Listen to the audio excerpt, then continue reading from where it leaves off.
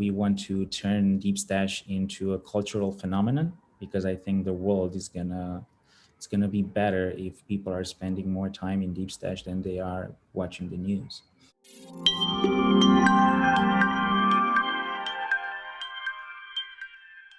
We are now being exposed to infinite options in terms of content. The key insight that we had as we start engaging with potential users of such an app is that curation can be a social activity. I mean, we are trying to give birth to a new class of products. So that is quite challenging. To create something out of nothing, to go from 0 to 1, requires a lot of focus. Mainly the medium is the message, and I think a lot of the types of information that we are being exposed to, the type of information that we are consuming, is influenced by the tools that we have access to.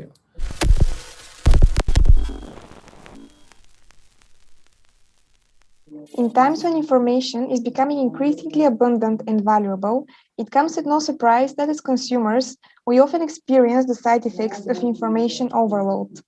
The way we make use of our attention is basically the way we live, and that is why we might need to begin consuming information in a more purposeful and meaningful way. To explore the topic in more detail, today we meet with Vladimir Oan, who is the founder and CEO of the Romanian content curation app DeepStash. Vladimir is a young entrepreneur with a passion for product development and product management, marketing, and social media. Prior to DeepStash, he founded the social analytics startup UberView, and he started the Product 10 community in Romania. So, Vladimir, thank you for being here to share your insights and the story of DeepStash with us. Can you A start off pleasure. by, thank you. Can you start off by explaining what content curation actually is and how do you use it in DeepStash? We are now being exposed to infinite options in terms of content. I think there's so much information out there that we humans are still struggling with it.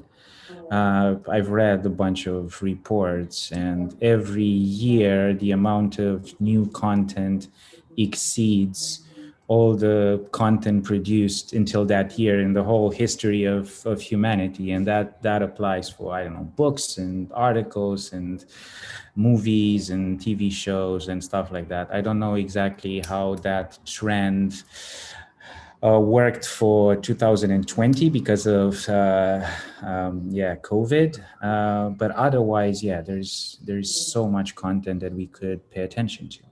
And we also think that this transformation happened quite abruptly. It's not like took us 1,000 years of linear expansion. It happened in the last 10 years or so, and it's getting worse by the day. So in a world with pretty much infinite content, I think curation becomes more important by the day. And by curation, we mean um, uh, filtering that content somehow. And what we do in DeepStash is we use the personal interest and all the intellectual capital that we all bring to the table to make sense of this information. So it's about selecting the right content that you should pay attention to. It's about summarizing the key ideas that resonates with us on an individual level, and it's also about organizing that information and putting some order into chaos, if you will. And yeah, I mean, DeepStash tries and I think succeeds with a lot of these things. So DeepStash is a social curation tool. Our users are selecting the books and the articles and the podcasts and all the information sources that they believe to be important for their passions, for, I don't know, their dreams and objectives.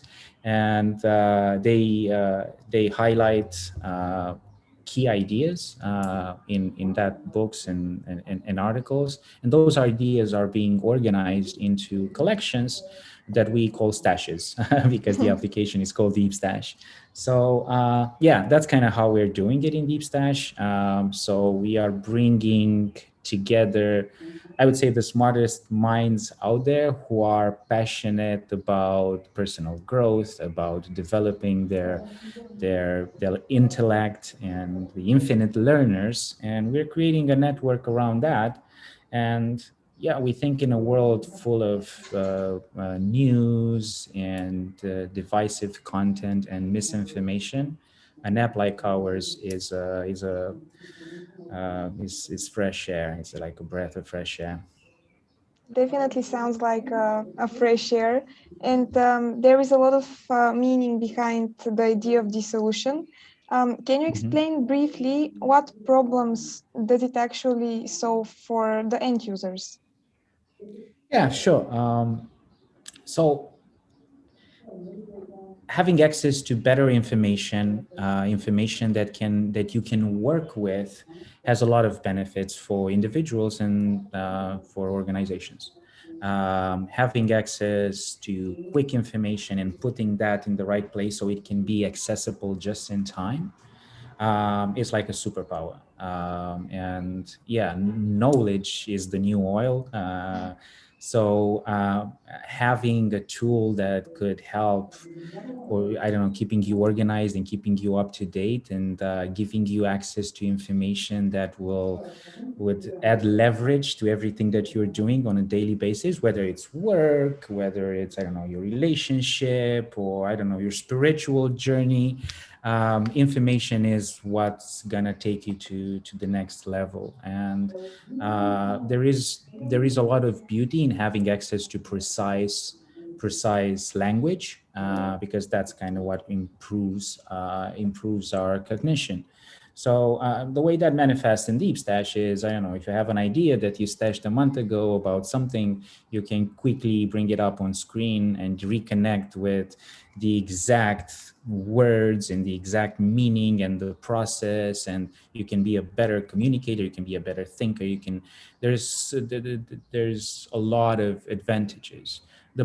Although the advantages are so clear, I would say that the problem is being felt at a more emotional level. I think the people who are embracing apps like ours and services like ours are people who are feeling overwhelmed, people who are, I don't know, experience a fear of missing out. There is all this information, I don't know, popping up on Messenger and WhatsApp and Slack and Facebook, and like, I don't know, it creates a deep level of stress and uncertainty. And yeah, DeepStash helps alleviate that. And it's a very, I don't know, meditative experience compared to the other more, I don't know, the incumbent social networks.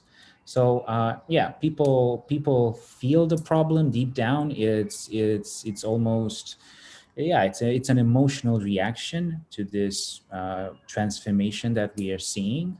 But the benefit of embracing a service like ours are quite quite important on a functional level, I would say. Definitely. I agree with you on that one. And I would like to touch more on the difference between using content curation apps and social media.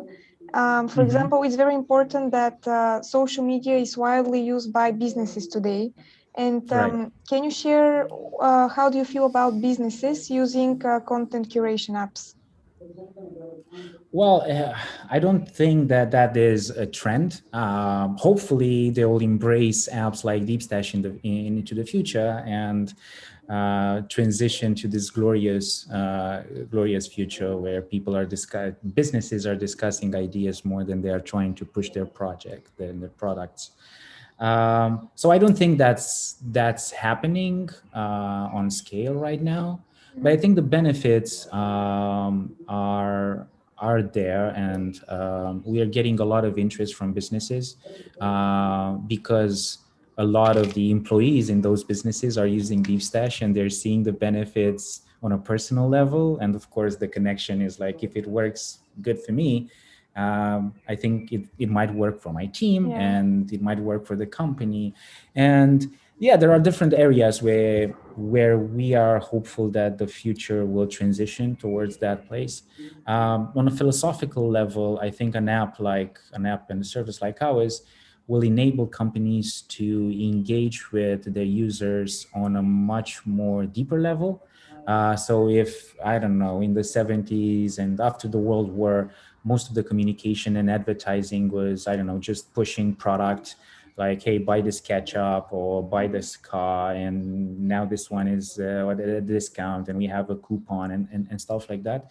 We're moving towards a place where the differences between different products are made on on a, in a way, at a political level, on an ethical level. People associate with certain brands based on the ideas that those brands seems to express. And I think the majority of businesses are discovering that connecting with users on common values and associating with ideas rather than, I don't know, aggressive advertising is the way forward. And yeah, an app like ours seems to be like the perfect match.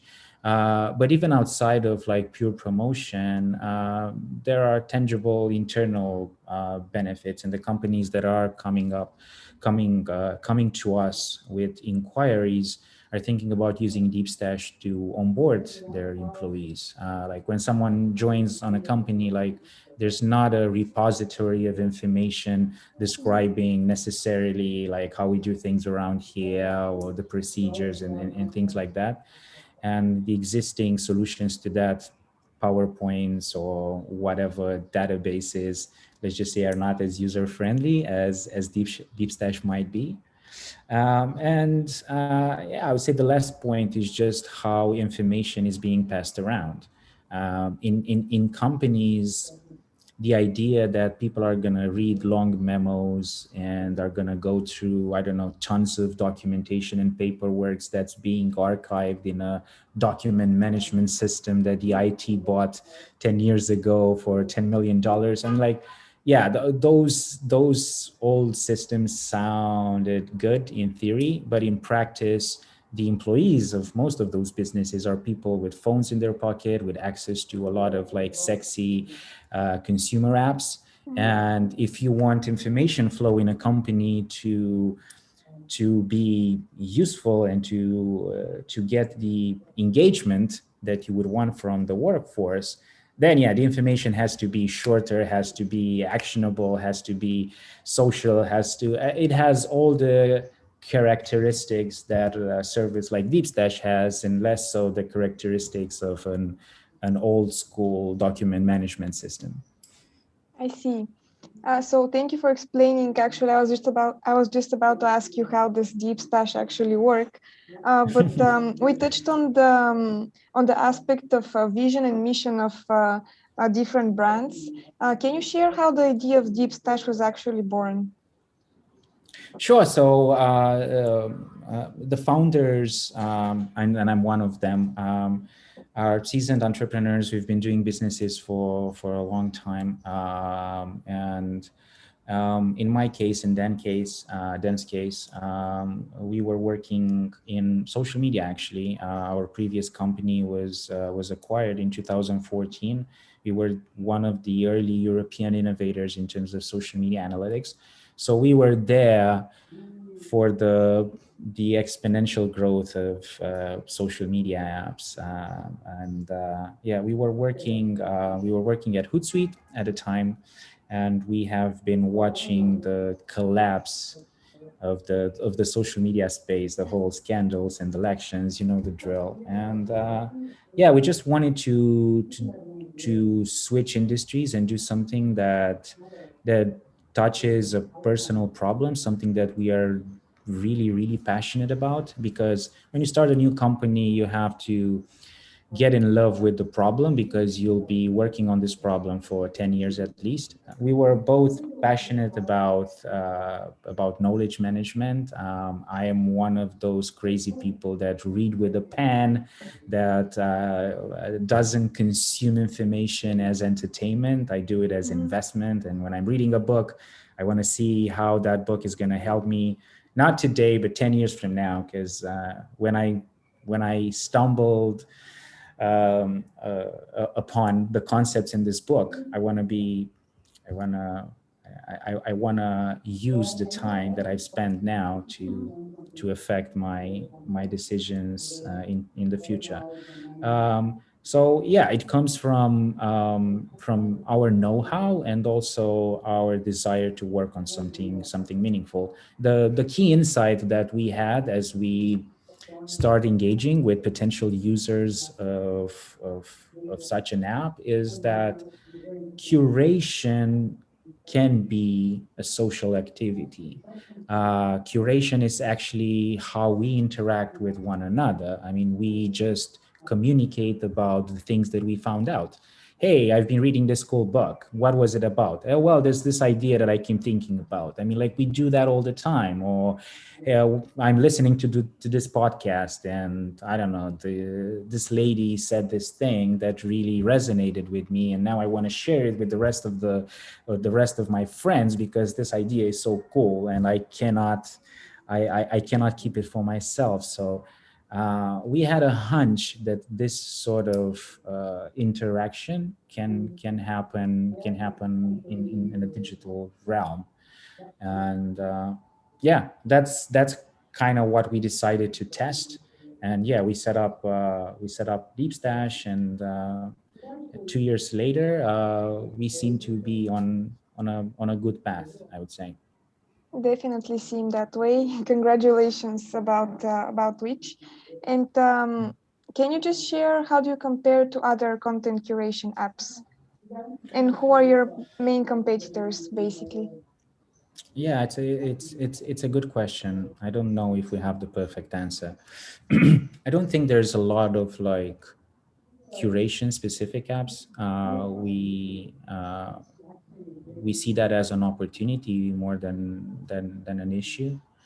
um, I would say that we sit at a very interesting intersection of different different markets rather than a specific curation market.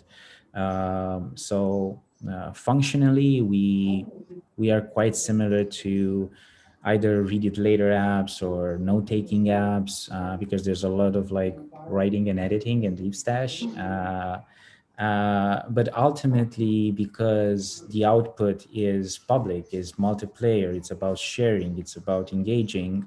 At the end of the day, I think we are trying to extract some of the time that people spend on the traditional entertainment, news-focused social media apps. The users that have given us amazing reviews mention a lot the fact that the time spent on DeepStash rather than, I don't know, the traditional photo sharing app or whatever silly video app feels much better, because you're getting something in return. You're being exposed to new thoughts, smart people. You can save some ideas that you can take with you. Um, so yeah, we functionally we have nothing to do with the apps like Facebook, but I would say that a lot of the time that people spend in DeepStash is borrowed from that category of products. And I think the world is better because this is happening, to be honest. Again, agree with you. And since your product management is basically your second nature, can you elaborate why did you choose to make DeepStash a free app, and do you actually consider monetizing it anytime soon? Not anytime soon, but as you and your listeners can can figure out by now, we are trying something new completely. I mean, we are trying to give birth to a new class of products. So that is quite challenging. To create something out of nothing, to go from zero to one, requires a lot of focus mainly, Mhm. and yeah, we are trying to get that part right before we rush into monetization. We have been doing business for quite a while, and we know that once we turn monetization on, the whole company and everyone is going to look at that number, and every day we will work to increase that number higher than it was the day before, which works great if we're selling hot dogs or something like that. But it's not as useful in the early phases of a new, I would say, revolutionary approach to this problem. So yeah, we're trying to get the product right, and then we're gonna turn our attention to monetization. And we don't have definite. We haven't made definite decisions on how we're gonna do it, but we know for sure that advertising is not something that we will pursue. I think advertising is pretty much incompatible with what we're doing. So yeah, we're gonna look at ways in which people will contribute based on the value that they're getting from DeepStash, rather than sell their attention to a third-party provider. Mhm. Lots of interesting ideas on the table, to be honest. I think our ideas around monetizing the application are super sweet and innovative as well, but we need to get it right. And I think we are not there yet. And yeah, monetization will come when we figured most of the things out. I see. Okay, and maybe we can look at the broader ecosystem trends in industry.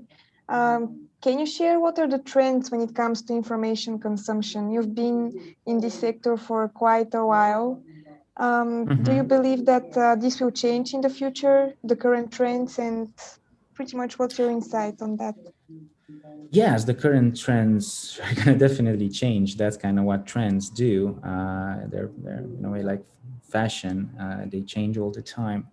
I really like Marshall McLuhan's statement that the medium is the message, and I think a lot of the types of information that we are being exposed to, the type of information that we are consuming, is influenced by the tools that we have access to. So we are now in a phase where, because of the phones that we carry in our pockets, we have instant access to entertainment information, and that optimizes for very short, punchy type of content. And I think this is probably here to stay. I don't think that you can put the genie back into the bottle. I don't think we're gonna go back to, I don't know, reading large tomes in the library, and No.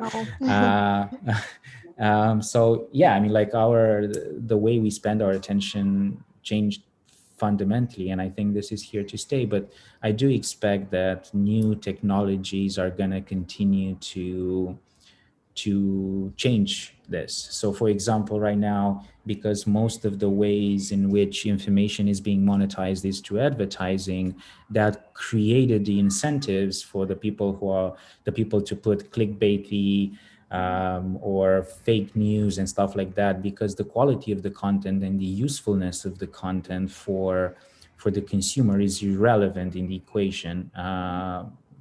If we're reading, I don't know, some article online that makes us mad, unhappy, the publisher still gets the advertising revenue. Because we cannot match the desires of the consumer with the suppliers. That might change with technologies like blockchain, micropayments. A lot of things will change if those incentives will be better aligned. If at DeepStash we get paid if the information that people get in the app is useful to them and improves their lives, I would say that we would work to create a system in which that information is going to be more and more useful by the day, because that's kind of how we make money. It's not happening right now, but yeah, there are a lot of exciting new technologies that are going to show up that will transform and, I would say, upgrade how we consume information. It's an interesting paradox because it seems like technology caused the problem with information overload, and then it's the solution to it as well.